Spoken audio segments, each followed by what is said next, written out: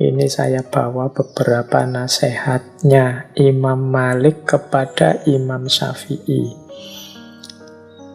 Langsung saja ya, saya teruskan tentang nasihatnya kepada Imam Syafi'i. Jadi yang pertama tadi, beliau menasehati, biasakan dirimu untuk mengatakan tidak tahu. Ini kalimatnya biasakan, karena orang yang tidak terbiasa mengatakan tidak tahu, biasanya gengsi mengatakan tidak tahu.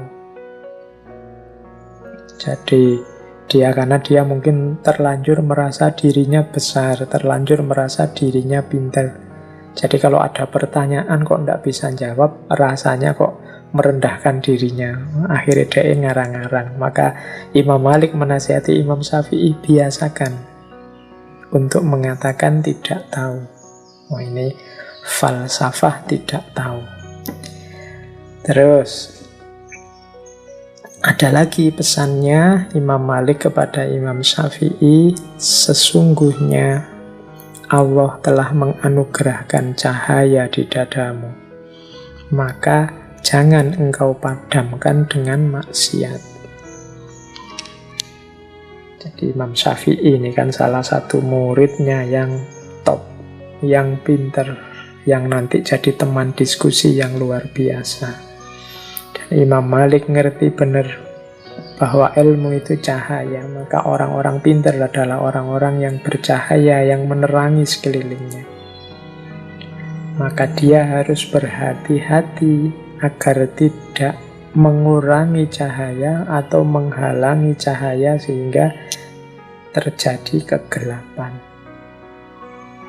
Apa yang mengurangi intensitas cahaya dan juga mengubah cahaya jadi kegelapan? Maksiat.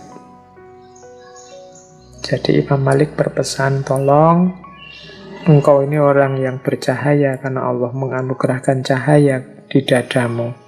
Jangan engkau padamkan cahaya itu dengan maksiat. Semakin kita melakukan maksiat, semakin cahaya itu terhalang dan kita akan gelap. Dan tidak usah teman-teman tanya ya, maksiat itu apa saja Pak? Semua jenis maksiat, dan insya Allah teman-teman ngerti mana yang maksiat.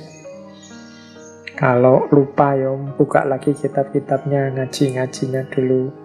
Bidayatul Hidayah apa-apa tentang dosa-dosa kecil maupun dosa-dosa besar. Itu yang bisa menggelapkan hidup kita, menjauhkan kita dari cahayanya Allah. Oke, kalau ini teman-teman insya Allah sudah ngerti. Terus ada nasihat lagi terkenal dari Imam Malik pada Imam Syafi'i. Jadilah engkau orang yang paling banyak diam di antara manusia. Jika mereka benar, ikutlah di dalamnya, dan jika mereka salah, jangan ikuti mereka. Ini mungkin penting juga nasihat buat kita ya. Kita hari ini kan tidak betah untuk diam.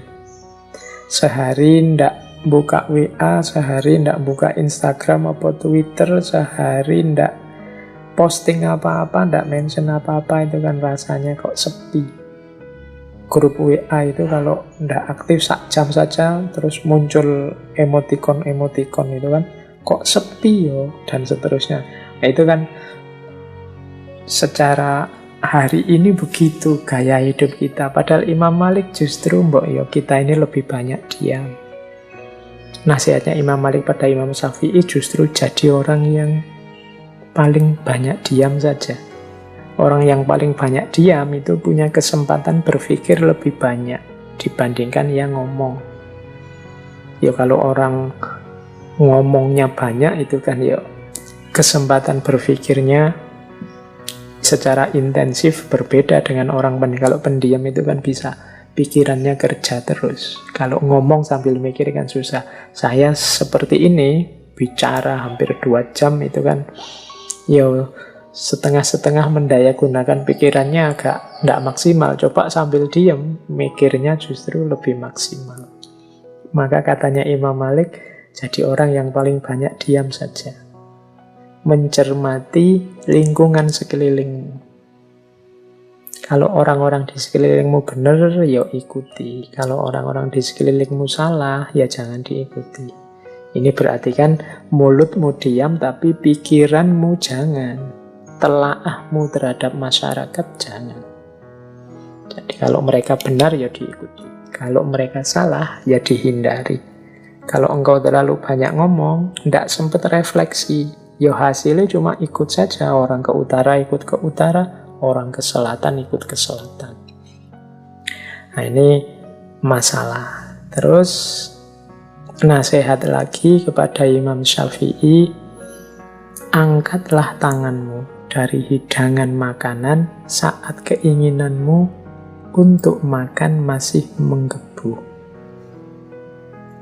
Ini mungkin dengan kata lain, nasihat ini ingin agar Imam Syafi'i jangan rakus, jangan serakah, jangan memuaskan egomu, jangan memuaskan keinginanmu sampai sak pol-pole, sak tuntas-tuntase.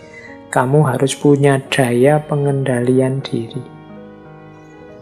Mengangkat tangan dari hidangan makanan saat keinginan makan masih ada, itu kan berat. Makanannya sih masih ada, kalau mau nambah lagi masih siap, dan sebenarnya juga belum terlalu kenyang, masih ingin nambah lagi. Tapi nasihatnya Imam Malik, kalau engkau bisa berhenti dalam situasi seperti itu, ya berarti engkau punya kemampuan mengendalikan diri. Hasrat dan nafsu jangan dimanjakan. Jadi ini salah satu jalan untuk mendidik diri.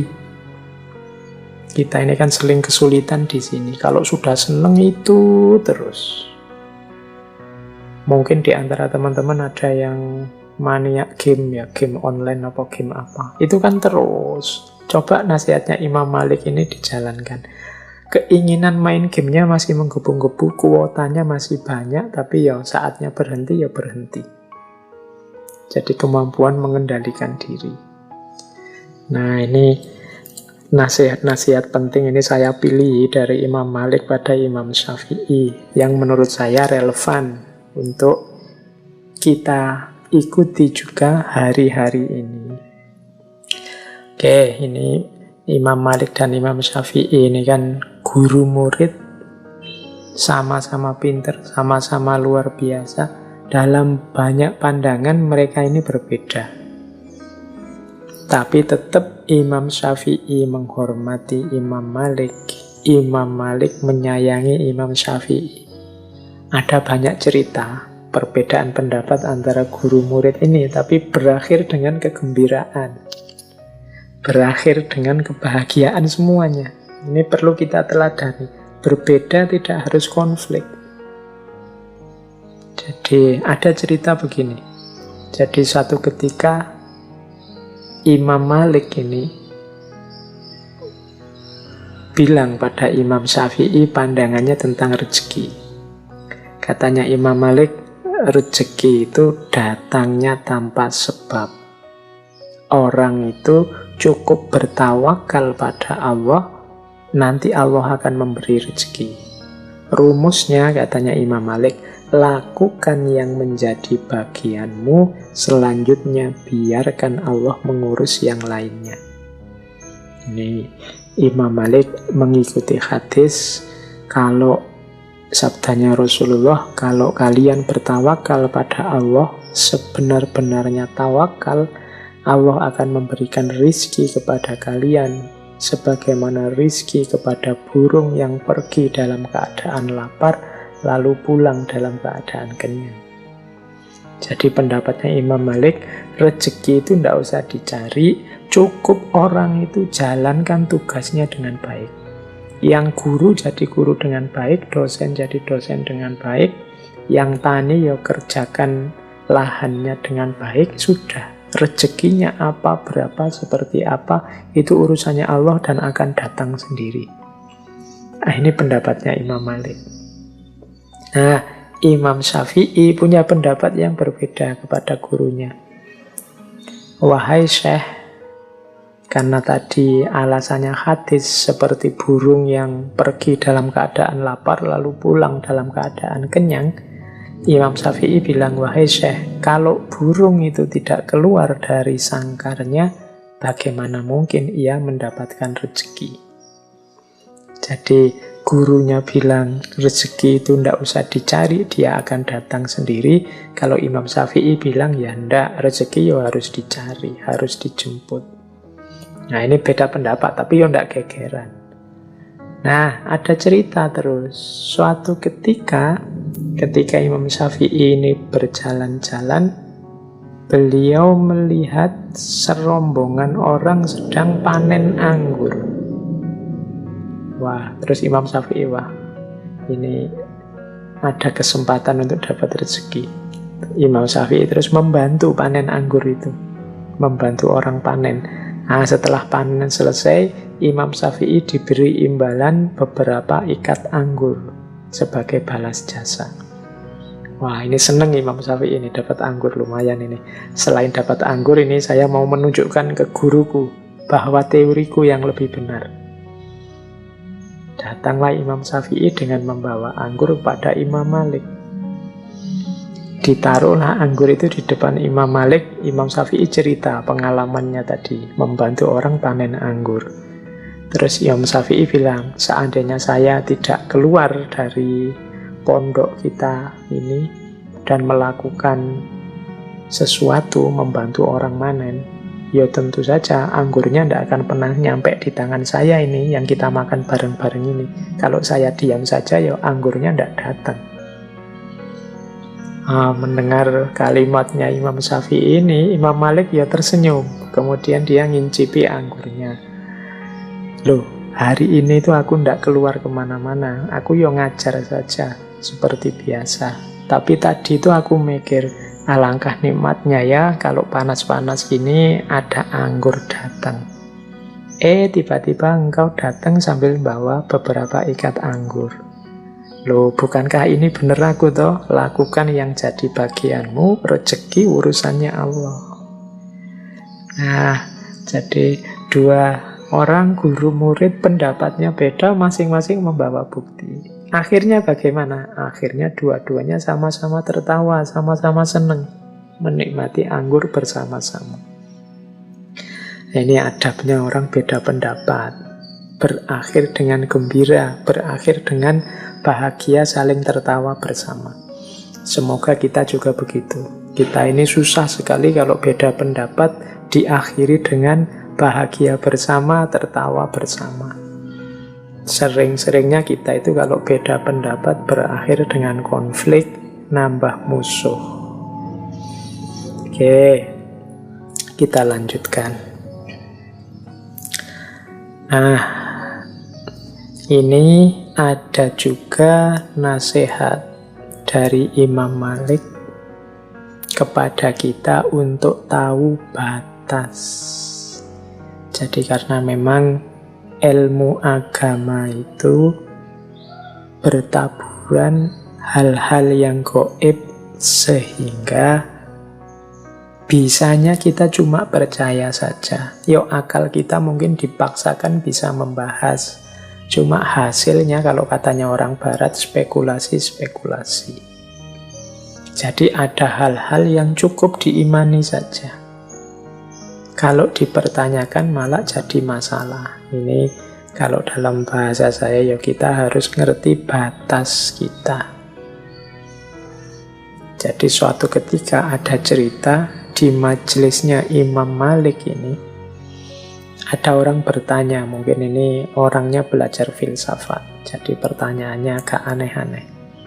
Wahai Imam Abu Abdullah, yang maha pengasih itu maksudnya Allah yang bersemayam di atas arsy.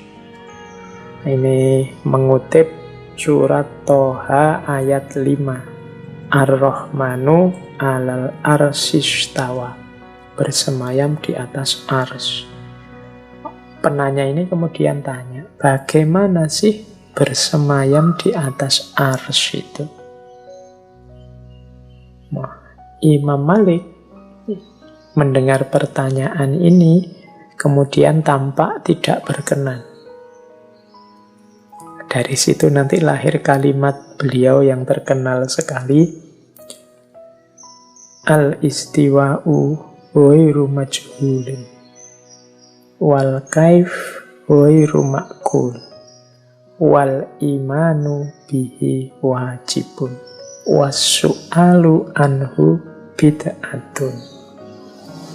Jadi istiwa itu, bersemayam itu ghairu majhul. Kita ngerti kan maksudnya orang bersemayam itu seperti apa. Wal kaif ghairu ma'qul. Tapi kalau bersemayamnya Allah itu ghairu ma'qul. Pikiran kita tidak akan nyampe seperti apa bersemayamnya Allah. Wal imanu bihi wajibun. Tapi kita wajib beriman. Wong ini Al-Quran yang bilang. Wasu'alu anhu bid'atun. Mempertanyakan hal ini itu bid'ah, mengada-ada. Kenapa disebut mengada-ada? Lawang wal kaifu wairu ma'qul. Detail caranya akal kita tidak akan nyampe. Jadi kalau minta jawaban pasti bagaimana Allah bersemayam, tidak akan bisa kita. Cukup kita imani bahwa Allah bersemayam. Seperti apa? Wallahu a'lam bishawab. Wasu'alu anhu bid'atun. Ini nama lain dari mbok kita tahu batas. Mari kita diskusikan hal-hal yang produktif, hal-hal yang positif untuk meningkatkan kualitas diri kita, kualitas hidup kita. Hal-hal yang memang tidak terjangkau dan hanya bisa diimani, ya kita imani. Ini mungkin nasihat dari Imam Maliknya. Masih banyak tema-tema yang lain yang positif, konstruktif, produktif untuk kehidupan. Dibandingkan tema-tema yang kadang-kadang malah bikin rumit, bikin ruwet, tidak ada manfaatnya.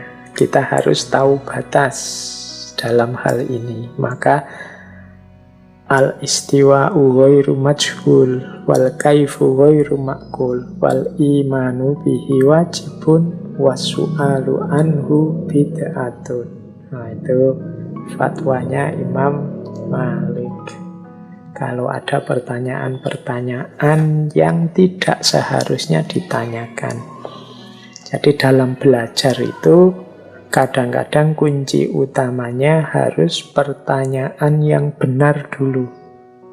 Kalau ada teman-teman ditanya orang, coba dievaluasi dulu, jangan kesusu dijawab, dicek dulu, jangan-jangan yang salah pertanyaannya. Jadi dulu waktu saya belajar filsafat ketuhanan klasik itu ada isu yang diperdebatkan ramai sekali. Tapi ternyata ketemunya ini yang salah pertanyaannya tentang kemahakuasaan Tuhan.